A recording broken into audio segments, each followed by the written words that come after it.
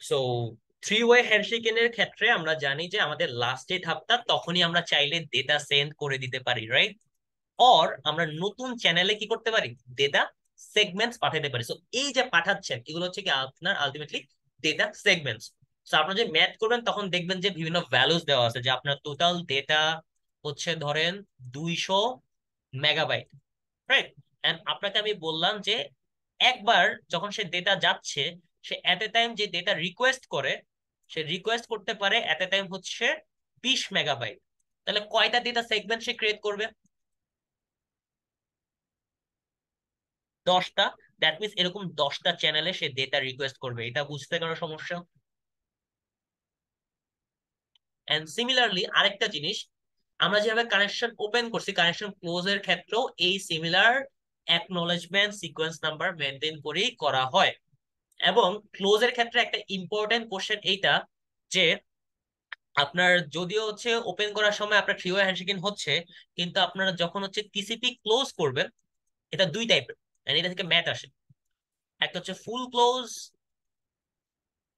একটা হচ্ছে half close. তো ফুল ক্লোজ অলরেডি বুঝতেই পারতেছেন জিনিসটা কেমন হবে। আপনার ক্লায়েন্ট আছে বা সার্ভার আছে। ক্লায়েন্ট ক্লায়েন্ট হচ্ছে ধরেন বললো যে আচ্ছা আমি আমার কানেকশন বন্ধ করতে চাচ্ছি, তাহলে সে কি করবে? পিন ফ্ল্যাগ পাঠাবে, রাইট? বা হচ্ছে সার্ভারটাকে বললো, লেটস সে সার্ভারটাকে বললো যে আমি আমার কানেকশন অফ করতে চাচ্ছি, পিন ফ্ল্যাগ পাঠাইলো। ক্লায়েন্টটাকে কি করলো? অ্যাকনোলেজ করে দিল, লেটস সে ফিন প্লাস হচ্ছে কি অ্যাকনোলেজ করে দিল যে হ্যাঁ তুমি কানেকশন ক্লোজ করে দাও। তারপর সার্ভারটাকে অ্যাকনোলেজ করে দিল, রাইট? এইভাবে।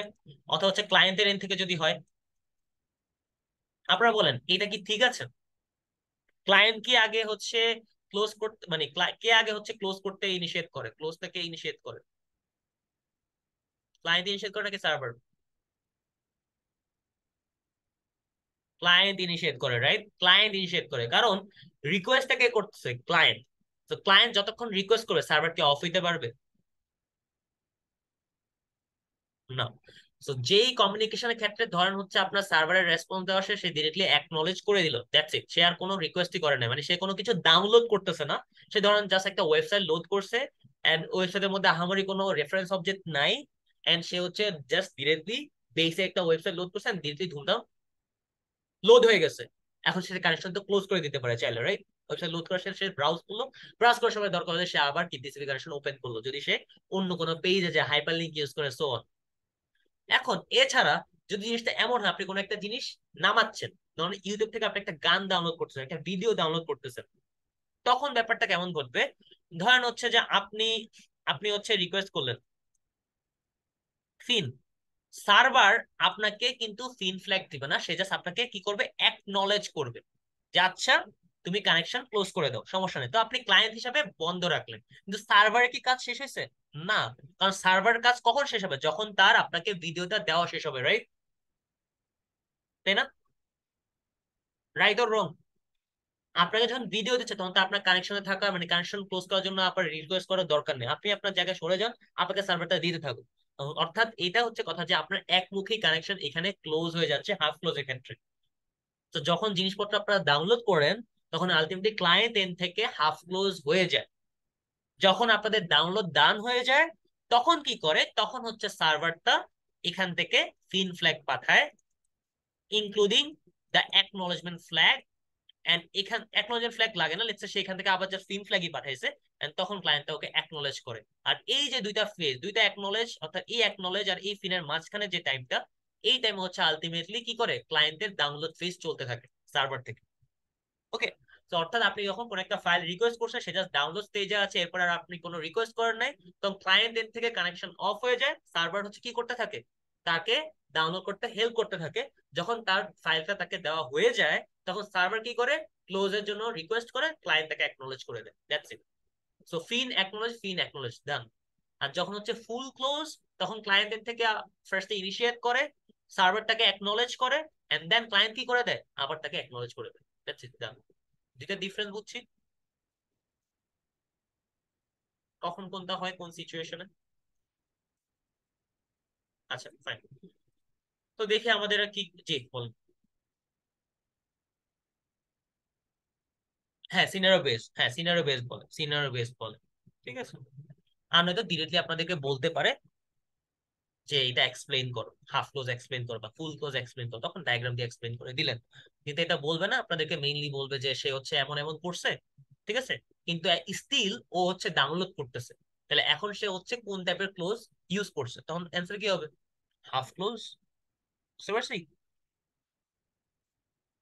রাইট? কনফিউশন থাকলে বল। আচ্ছা, তো আমাদের এখানে দেখেন একটা কথা বলছে যে received all data up to 100 tells the sender that it is ready to receive the next data from 1001 byte number। এটা কি বুঝি? আপনি 1000 বাইট পর্যন্ত রিসিভ করছেন, তাহলে সিকোয়েন্স কি হবে? 1001 না? এখন এই জিনিসটা যদি আপনাদেরকে এখানে এইভাবে জিজ্ঞাসা করি, লেটস সে আপনি এখন হচ্ছে এখানে আপনাদেরকে একটা কোশ্চেন করি, লেটস সে এখানে সিকোয়েন্স হচ্ছে আপনার 505, এখানে সিকোয়েন্সের অবস্থা হচ্ছে এখন আপনার 5667। ঠিক আছে, আপনার ধরেন থ্রি ওয়ে হ্যান্ডশেকিং ডান, থ্রি ওয়ে হ্যান্ডশেকিং ডান হওয়ার পর আপনি ধরেন হচ্ছে লেটস সে এই অবস্থায় আছেন, এই স্টেটে আছেন।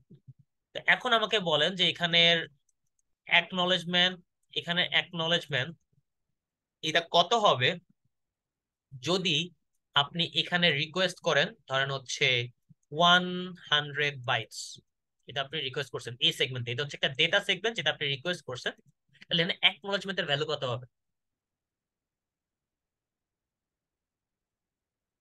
ইয়েস, 605। বুঝছি? ইয়েস। এন্ড এই যে বাইটটা যাচ্ছে এটা যদি এখানে উইন্ডো সাইজ থাকতো লেটস সে 6000, ওইটা কমে এখন হয়ে যেত 5900। বুঝতে পারছেন? কিন্তু এই ভ্যালুটা কমতো না কিসের জন্য? সিন ফ্ল্যাগ বা ফিন ফ্ল্যাগের জন্য কমতো না, কারণ ওগুলো হচ্ছে ওই যে মিষ্টি, মিষ্টি প্যাকেটটা মনে রাখবেন এক্সাম্পলটা। ওকে।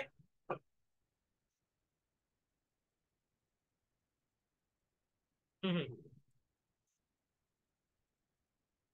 হুম। না, ক্লায়েন্ট সাইডে কত হবে? কিছু কি পাঠাইছে আর?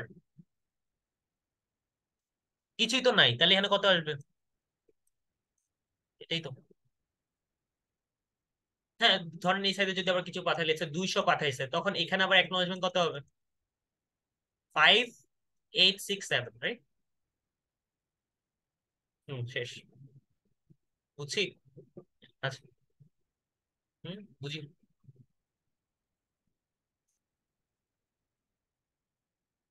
আচ্ছা, সমস্যা নেই, এটা প্র্যাকটিস করতে হবে, you guys have enough time to practice. Simple গুলা দিয়ে প্র্যাকটিস স্টার্ট করবেন, দেন হচ্ছে আমার ওই ম্যাথের ভিডিওটা দেখে বলবেন। আচ্ছা, তো আমাদের অ্যাকনোলেজমেন্ট নাম্বার নিয়ে ডিসকাস করা শেষ, এখানে অনেক হাবিজাবি লিখছে, হেডার লেন্থ নিয়ে কথাবার্তা লিখছে। এই যে indicates number of 4 byte word, মানে আপনার এই 4 বিট দিয়ে কি 4 বাইট একটা ওয়ার্ড ক্যাপে রিপ্রেজেন্ট করে। ঠিক আছে, তো 4 বাইট কিভাবে?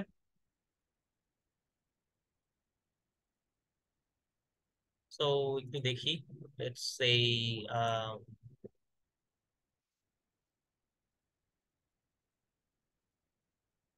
তো আপনার ফোর বের করার জিনিসটা কিন্তু হচ্ছে আন্দাজে আসে নাই।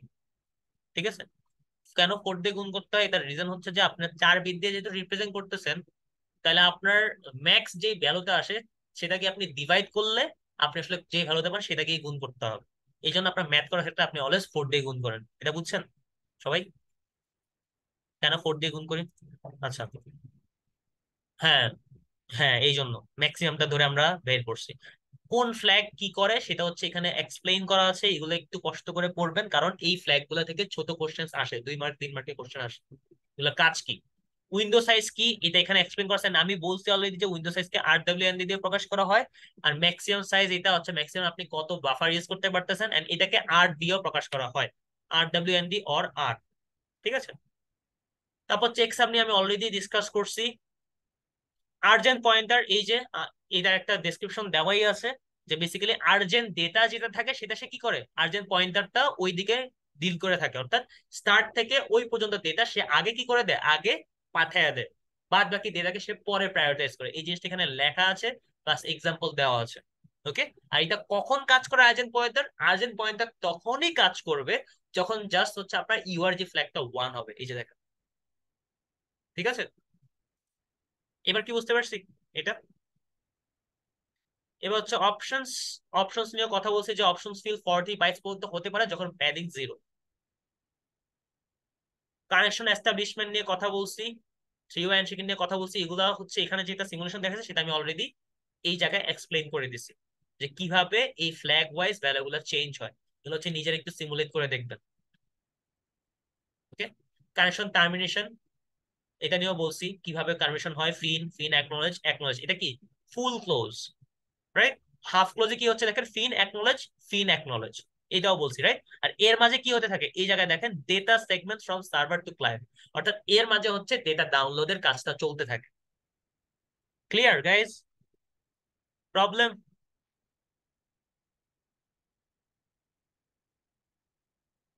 আপনি ধরেন হচ্ছে আপনি একটা জিনিস ডাউনলোড দিয়ে আপনি বের হয়ে গেলেন, রাইট? তা আপনার কাজ শেষ, আপনি কানেকশন ক্লোজ করলেন, সার্ভার কি করতেছে, জিনিসটা আপনার আপনার পিসিতে আপলোড করতেছে, আপলোড করতেছে, রাইট? যখন আপলোড শেষ তখন সে হচ্ছে তার কানেকশনটা ক্লোজ করার জন্য রিকোয়েস্ট করে অ্যাকনোলেজমেন্ট দিয়ে ক্লোজ করে দিচ্ছে, রাইট? এটাই হচ্ছে হাফ ক্লোজ। আর যখন আপনার কাজ একদমই শেষ, কোনো ডাউনলোডের স্টাফ নাই, আপনি বের হন নাই, জাস্ট ডিরেক্টলি ক্লোজ হয়ে যাচ্ছে, তিনটা স্টেপ একসাথে ঘটে, সেটা হচ্ছে কি আপনার ফুল ক্লোজ, শেষ। রিলায়েবিলিটি নিয়ে আমরা অলরেডি ডিসকাস করছি, আমি জাস্ট স্লাইডে দেখাচ্ছি যে অলরেডি আমরা ডিসকাস করে ফেলছি। এরর কন্ট্রোল নিয়ে আমরা ডিসকাস করছি, চেকসাম নিয়ে বলছি, অ্যাকনোলেজমেন্ট নাম্বার নিয়ে বলছি, রাইট? বলছি না? চেকসাম দিয়ে কি করে, আপনার করাপ্টেড ডেটা দেখে। অ্যাকনোলেজমেন্ট নাম্বার দিয়ে দিয়ে কি দেখে, যে আপনার কোনো প্যাকেট লস্ট কিনা, রাইট? একটা ডেটা দুই ভাবে হচ্ছে ঝামেলা হতে পারে, একটা কি প্যাকেট লস্ট কিনা বা ড্রপ কিনা, আরেকটা কি করাপ্টেড কিনা। এই দুইটা হচ্ছে দুই ভাবে ডিল করে। করাপ্টেড হলে চেকসাম, আর যদি লস্ট হয় তাহলে acknowledgement number. Then types of rules, এখন আপনাদের পড়ার দায়িত্ব, আপনারা কি পড়বেন। So, আপনাদের উপর আমি যেটা চাপাবো, that part is from slide number 35 till the last slide. কিন্তু এখানের যে ম্যাথ গুলা, এগুলো হচ্ছে করা আছে, ওই যে ম্যাথের স্লাইড, ম্যাথের যে ভিডিওটা আছে ওইখানে হচ্ছে এই ম্যাথ গুলো সলভ করা আছে। আপনাদের ম্যাথের যে 10 মার্ক, ওইটা হচ্ছে মেইনলি এগুলা দিয়ে প্যাচ আসে, go back and A R Q, তারপর সিলেক্টিভ রিপিট এআর কিউ। এই দুইটা আর্কিটেকচারের ডিফারেন্সে ম্যাথটা ডিফারেন্ট হয়ে যায়। আর বাদ বাকি আমি যেটা ডিসকাস করছি সেটার সাথে জাস্ট এই দুইটা লেজ আকারে ম্যাথটা আসে। এন্ড এই পুরো জিনিসটা ম্যাথের চ্যাপ্টারে ডিসকাস করা হয়েছে, ওকে, ম্যাথের ভিডিওতে। তো আপনাদেরকে জাস্ট এই আগের কয়েকটা জিনিস পড়তে হবে যে কিভাবে কাজ করে। পারবো? ফ্লো কন্ট্রোল পড়াইছি আমি। তারপর লস্ট অ্যাকনোলেজমেন্ট, জাস্ট আপনাদেরকে হচ্ছে রিট্রান্সমিশনের যে সেগমেন্টটা ছিল না, যে যে রিলায়েবিলিটির তিনটা পার্ট, ফার্স্ট এটা কি ছিল, ট্র্যাক করা, সেকেন্ডটা হচ্ছে কি ছিল, অ্যাকনোলেজ করা, লাস্টেরটা কি ছিল, রিট্রান্সমিশন। সো রিট্রান্সমিশন পার্টটা জাস্ট আপনারা নিজেরা পড়তে হবে, অর্থাৎ from slide number 35 to slide number 44, লিখে নেন 35 থেকে 44 আমি পড়াই নাই, এটা আপনারা নিজেরা পড়ে নিতে হবে। যদি প্রবলেম থাকে you have to come to me, ঠিক আছে? এন্ড আপনাদের জন্য একটা অনলাইন ইয়া থাকবে, কি জানি বলে, অনলাইন একটা কনসালটেশন দিয়ে রাখবে, পরীক্ষার আগের দিন রাখবে। তো যদি কারো প্রবলেম থাকে আপনারা আসতে পারেন, ওকে? আর এখন এখান থেকে হচ্ছে জাস্ট একটা জিনিস আমি জাস্ট এক্সপ্লেন করে শেষ করে দিব, সেটা আমরা নতুন একটা ভিডিওতে করব।